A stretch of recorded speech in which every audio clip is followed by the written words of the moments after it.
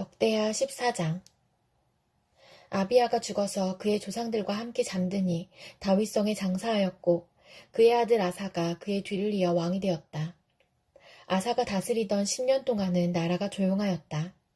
아사는 주 그의 하나님이 보시기에 좋은 일, 올바른 일을 하였다. 이방 제단과 산당을 없애고 석상을 깨뜨리고 아세라 목상을 부수었다.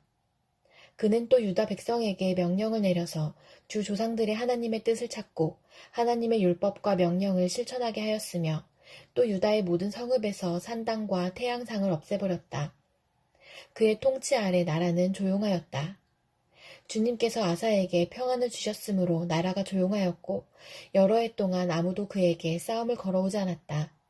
그래서 아사는 유다 지방에 요새 성읍들을 만들 수 있었다. 그는 유다 백성에게 말하였다. 이 성읍들을 다시 세웁시다.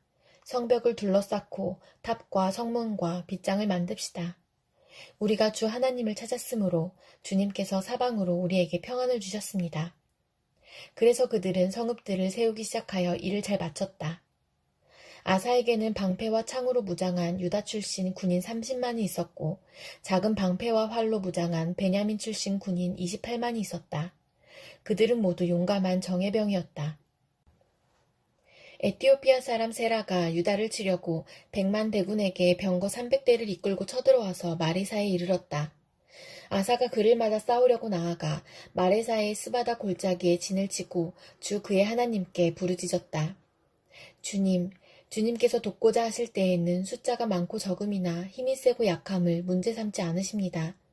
우리가 주님을 의지하고 주님의 이름으로 이 무리를 물리치러 왔으니 주 우리의 하나님, 우리를 도와주십시오. 주님은 우리의 하나님이십니다. 인간이 주님을 이기지 못하도록 해주십시오. 주님께서 에티오피아 군을 아사와 유다군 앞에서 치시니 에티오피아 군이 도망쳤다. 아사와 그를 따르는 군대가 그랄에 이르기까지 에티오피아 군대를 추격하며 무찔렀다. 에티오피아 군은 주님 앞에서와 주님의 군대 앞에서 패망하고 말았으므로 한 사람도 살아남지 못하였다.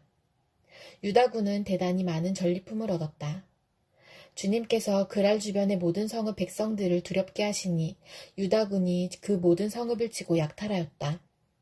그 성읍들 안에는 전리품으로 가져갈 물건들이 많이 있었다. 또 가축들을 지키는 자들의 장막을 덮쳐서 많은 양과 낙타를 사로잡았다. 그런 다음에야 예루살렘으로 돌아왔다. 역대하 15장. 하나님의 영이 오뎃의 아들 아사랴에게 내리니 그가 아사 앞에 나아가서 다음과 같이 말하였다. 아사 임금님과 온 유다와 베냐민은 제가 하는 말을 들으십시오. 임금님과 백성이 주님을 떠나지 않는 한 주님께서도 임금님과 백성을 떠나지 않을 것입니다. 임금님과 백성이 그를 찾으면 그가 만나주실 것입니다. 그러나 임금님과 백성이 그를 버리면 주님께서도 임금님과 백성을 버리실 것입니다. 이스라엘은 오랫동안 참 하나님이 없이 지내었습니다. 가르치는 제사장도 없었고 율법도 없었습니다.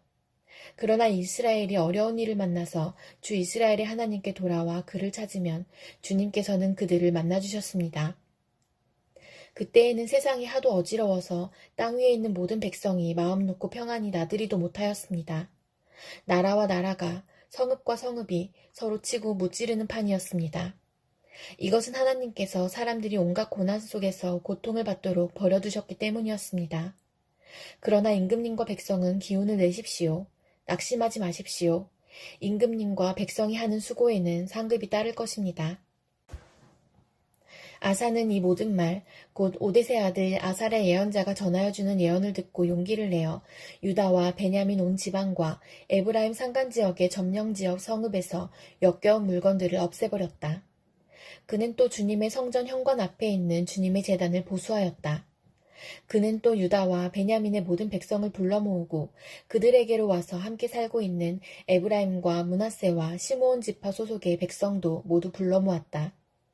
주 하나님께서 아사와 함께 계시는 것을 보고 이스라엘에서도 많은 사람들이 아사에게로 모여들었다. 그들이 예루살렘에 모인 것은 아사 왕 15년이 되던 해 세 번째 달이었다. 그날 그들은 그들이 가져온 전리품 가운데서 소 700마리와 양 7,000마리를 주님께 희생제물로 잡아 바치며 마음을 다하고 정성을 다하여 주 조상의 하나님만을 찾기로 하는 언약을 맺었다. 주 이스라엘의 하나님을 찾지 아니하는 자는 젊은 사람이든지 나이 많은 사람이든지 남자든지 여자든지 가릴 것 없이 누구든지 다 죽이기로 하였다. 사람들은 함성과 쇠 나팔 소리와 뿔 나팔 소리가 울려 퍼지는 가운데 주님께 큰 소리로 맹세하였다. 온 유다 백성은 이러한 맹세를 하는 것이 기쁘기만 하였다. 그들은 마음을 다해 맹세하고 정성을 다해 주님을 찾았으므로 주님께서 그들을 만나주셨고 사방으로 그들에게 평안을 주셨다. 아사 왕은 자기의 할머니 마아가가 혐오스러운 아세라 목상을 만들었다고 해서 태우의 자리에서 물러나게 하였다. 아사는 자기 할머니가 만든 혐오스러운 우상을 토막내어 가루로 만들어서 기드론 냇가에서 불살라버렸다. 그렇다고 산당이 모두 제거된 것은 아니었지만 주님을 사모하는 아사의 마음은 평생 한결같았다. 아사는 자기의 아버지와 자신이 거룩하게 구별하여 바친 은과 금과 그릇들을 하나님의 성전에 들여놓았다. 이때부터 아사 왕 35년까지 전쟁이 없었다. 요한계시록 4장. 그 뒤에 내가 보니 하늘의 문이 하나 열려 있었습니다. 그리고 전에 내가 들은 그 음성, 곧 나팔소리와 같이 나에게 들린 그 음성이 이리로 올라오너라. 이 뒤에 일어나야 할 일들을 너에게 보여주겠다 하고 말하였습니다. 나는 곧 성령에 사로잡히게 되었습니다. 그런데 하늘에 보좌가 하나 놓여 있고 그 보좌에 한 분이 앉아 계셨습니다. 거기에 앉아 계신 분은 모습이 벽옥이나 홍옥과 같았습니다. 그 보좌의 둘레에는 빛이 옷과 같이 보이는 무지개가 있었습니다. 또 그 보좌 둘레에는 보좌 24개가 있었는데 그 보좌에는 장로 24명이 흰옷을 입고 머리에는 금 연류관을 쓰고 앉아 있었습니다. 그 보좌로부터 번개가 치고 음성과 천둥이 울려나오고 그 보좌 앞에는 7개의 횃불이 타고 있었습니다. 그 7횃불은 하나님의 7영이십니다. 보좌 앞은 마치 유리바다와 같았으며 수정을 깔아놓은 듯하였습니다.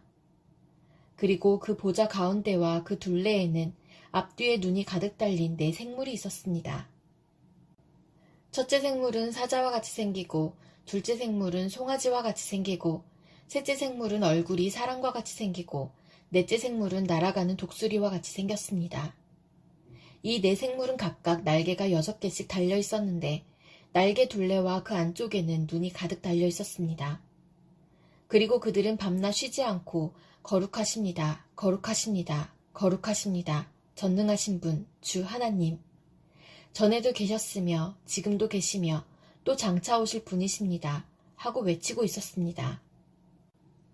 영원무궁하도록 살아계셔서 그 보좌에 앉아 계신 분께 그 생물들이 영광과 존귀와 감사를 드리고 있을 때에 24 장로는 그 보좌에 앉아 계신 분 앞에 엎드려서 영원무궁하도록 살아계신 분께 경배드리고 자기들의 면류관을 벗어서 보좌 앞에 내놓으면서 우리의 주님이신 하나님, 주님은 영광과 존귀와 권능을 받으시기에 합당하신 분이십니다.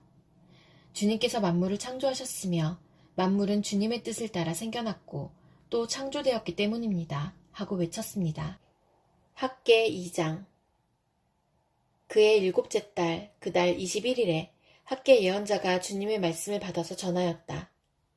너는 스알디엘의 아들 수룹바벨 유다 총독과 여호사닥의 아들 여호수아 대제사장과 남아있는 백성에게 전하여라. 너희 남은 사람들 가운데 그 옛날 찬란하던 그 성전을 본 사람이 있느냐? 이제 이 성전이 너희에게 어떻게 보이느냐? 이것이 너희 눈에는 하찮게 보일 것이다. 그러나 수룹바벨아, 이제 힘을 내어라. 나 주의 말이다. 여호사닥의 아들 여호수아 대제사장아, 힘을 내어라. 이 땅의 모든 백성아, 힘을 내어라. 나 주의 말이다. 내가 너희와 함께 있으니 너희는 이를 계속하여라. 나 만군의 주의 말이다. 너희가 이집트에서 나올 때에 내가 너희와 맺은 바로 그 언약이 아직도 변함이 없고 나의 영이 너희 가운데 머물러 있으니 너희는 두려워하지 말아라. 나 만군의 주가 말한다. 머지않아서 내가 다시 하늘과 땅, 바다와 뭇을 뒤흔들어 놓겠다. 또 내가 모든 민족을 뒤흔들어 놓겠다. 그때의 모든 민족의 보아가 이리로 모일 것이다. 내가 이 성전을 보물로 가득 채우겠다. 나 만군의 주가 말한다. 은도 나의 것이요 금도 나의 것이다. 나 만군의 주의 말이다. 그 옛날 찬란한 그 성전보다는 지금 짓는 이 성전이 더욱 찬란하게 될 것이다. 나 만군의 주가 말한다. 내가 바로 이곳에 평화가 깃들게 하겠다. 나 만군의 주의 말이다. 다리우스 왕 2년 9째 달 24일에 주님께서 학계 예언자에게 말씀하셨다. 나 만군의 주가 말한다. 너는 제사장들에게 율법의 가르침이 어떠한지 물어보아라. 어떤 사람이 거룩하게 바쳐진 고기를 자기 옷자락에다가 쌌는데 그 옷자락이 빵이나 국이나 포도주나 기름이나 다른 어떤 음식에 닿았다고 하여 이러한 것들이 거룩하여지느냐고 물어보아라. 학계가 물어보니 제사장들이 그렇지 않다고 대답하였다. 학계가 또다시 시체에 닿아서 더러워진 사람이 이 모든 것 가운데서 어느 것에라도 닿으면 그것이 더러워지는지를 물어보니 제사장들이 그렇다고 대답하였다. 이에 학계가 외쳤다. 이 백성은 정말 더러워졌다. 이 민족은 내 앞에서 정말 그렇다. 나 주의 말이다.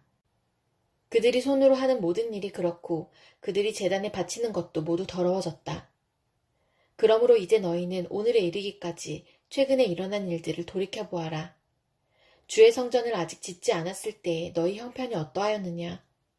20섬이 나는 밭에서는 겨우 10섬밖에 못 거두었고 50동이가 나는 포도주 틀에서는 겨우 20동이밖에 얻지 못하였다. 내가 너희를 깐부기병과 녹병으로 쳤다. 너희 손으로 가꾼 모든 농작물을 우박으로 쳤다. 그런데도 너희 가운데서 나에게로 돌아온 사람은 아무도 없다. 나 주의 말이다. 너희는 부디 오늘 9째 달 24일로부터 주의 성전 기초를 놓던 날까지 지나온 날들을 마음속으로 곰곰이 돌이켜보아라. 곡간의 씨앗이 아직도 남아있느냐? 이제까지는 포도나무나 무화과나무나 석류나무나 올리브나무에 열매가 맺지 않았으나 오늘부터는 내가 너희에게 복을 내리겠다. 그달 24일에 주님께서 다시 학계에게 말씀하셨다. 너는 수룹바벨 유다 총독에게 이렇게 전하여라. 내가 하늘과 땅을 뒤흔들겠다. 왕국들의 왕좌를 뒤집어 엎겠다. 각 민족이 세운 왕국들의 권세를 내가 깨뜨리겠다. 병거들과 거기에 탄 자들을 내가 뒤집어 엎겠다. 말들과 말을 탄 자들은 저희끼리 칼부림하다가 쓰러질 것이다. 나 만군의 주의 말이다. 스알데엘의 아들, 나의 종 수룹바벨아. 그날이 오면 내가 너를 높이 세우겠다. 나 주의 말이다. 너를 이미 뽑아 세웠으니 내가 너를 내 옥새로 삼겠다. 나 만군의 주의 말이다. 요한복음 3장. 바리새파 사람 가운데 니고데모라는 사람이 있었다. 그는 유대 사람의 한 지도자였다. 이 사람이 밤에 예수께 와서 말하였다. 랍비님, 우리는 선생님이 하나님께로부터 오신 분임을 압니다. 하나님께서 함께하지 않으시면 선생님께서 행하시는 그런 표징들을 아무도 행할 수 없습니다. 예수께서 그에게 말씀하셨다. 내가 진정으로 진정으로 너에게 말한다. 누구든지 다시 나지 않으면 하나님 나라를 볼 수 없다. 니고데모가 예수께 말하였다. 사람이 늙었는데 그가 어떻게 태어날 수 있겠습니까? 어머니 뱃속에 다시 들어갔다가 태어날 수야 없지 않습니까? 예수께서 대답하셨다. 내가 진정으로 진정으로 너에게 말한다. 누구든지 물과 성령으로 나지 아니하면 하나님 나라에 들어갈 수 없다. 육에서 난 것은 육이요 영에서 난 것은 영이다. 너희가 다시 태어나야 한다고 내가 말한 것을 너는 이상히 여기지 말아라. 바람은 불고 싶은 대로 분다. 너는 그 소리는 듣지만 어디에서 와서 어디로 가는지는 모른다. 성령으로 태어난 사람은 다 이와 같다. 니고데모가 예수께 물었다. 어떻게 이런 일이 있을 수 있습니까? 예수께서 대답하셨다. 너는 이스라엘의 선생이면서 이런 것도 알지 못하느냐? 내가 진정으로 진정으로 너에게 말한다. 우리는 우리가 아는 것을 말하고 우리가 본 것을 증언하는데 너희는 우리의 증언을 받아들이지 않는다. 내가 땅의 일을 말하여도 너희가 믿지 않거든. 하물며 하늘의 일을 말하면 어떻게 믿겠느냐? 하늘에서 내려오니 곧 인자밖에는 하늘로 올라간 이가 없다. 모세가 광야에서 뱀을 든 것 같이 인자도 들려야 한다. 그러나 그를 믿는 사람마다 영생을 얻게 하려는 것이다. 하나님께서 세상을 이처럼 사랑하셔서 외아들을 주셨으니 이는 그를 믿는 사람마다 멸망하지 않고 영생을 얻게 하려는 것이다. 하나님께서 아들을 세상에 보내신 것은 세상을 심판하시려는 것이 아니라 아들을 통하여 세상을 구원하시려는 것이다. 아들을 믿는 사람은 심판을 받지 않는다. 그러나 믿지 않는 사람은 이미 심판을 받았다. 그것은 하나님의 독생자의 이름을 믿지 않았기 때문이다. 심판을 받았다고 하는 것은 빛이 세상에 들어왔지만 사람들이 자기들의 행위가 악함으로 빛보다 어둠을 더 좋아하였다는 것을 뜻한다. 악한 일을 저지르는 사람은 누구나 빛을 미워하며 빛으로 나아오지 않는다. 그것은 자기 행위가 드러날까 보아 두려워하기 때문이다. 그러나 진리를 행하는 사람은 빛으로 나아온다. 그것은 자기의 행위가 하나님 안에서 이루어졌음을 드러내려는 것이다. 그 뒤에 예수께서 제자들과 함께 유대지방으로 가셔서 거기서 그들과 함께 지내시면서 세례를 주셨다. 살렘 근처에 있는 에논에는 물이 많아서 요한도 거기서 세례를 주었다. 사람들이 나와서 세례를 받았다. 그때는 요한이 아직 옥에 갇히기 전이었다. 요한의 제자들과 어떤 유대 사람 사이에 정결 예법을 두고 논쟁이 벌어졌다. 요한의 제자들이 요한에게 와서 말하였다. 랍비님 보십시오. 요단강 건너편에서 선생님과 함께 계시던 분, 곧 선생님께서 증언하신 그분이 세례를 주고 있는데 사람들이 모두 그분에게로 모여듭니다. 요한이 대답하였다. 하늘이 주시지 않으면 사람은 아무것도 받을 수 없다. 너희야말로 내가 말한 바 나는 그리스도가 아니고 그분보다 앞서서 보내심을 받은 사람이다 한 말을 증언할 사람들이다. 신부를 차지하는 사람은 신랑이다. 신랑의 친구는 신랑이 오는 소리를 들으려고 서 있다가 신랑의 음성을 들으면 크게 기뻐한다. 나는 이런 기쁨으로 가득 차 있다. 그는 흥하여야 하고 나는 쇠하여야 한다. 위에서 오시는 이는 모든 것 위에 계신다. 땅에서 난 사람은 땅에 속하여서 땅의 것을 말한다. 하늘에서 오시는 이는 모든 것 위에 계시고 자기가 본 것과 들은 것을 증언하신다. 그러나 아무도 그의 증언을 받아들이지 않는다. 그의 증언을 받아들인 사람은 하나님의 참되심을 인정한 것이다. 하나님께서 보내신 이는 하나님의 말씀을 전한다. 그것은 하나님께서 그에게 성령을 아낌없이 주시기 때문이다. 아버지는 아들을 사랑하셔서 모든 것을 아들의 손에 맡기셨다. 아들을 믿는 사람에게는 영생이 있다. 아들에게 순종하지 않는 사람은 생명을 얻지 못하고 도리어 하나님의 진노를 산다.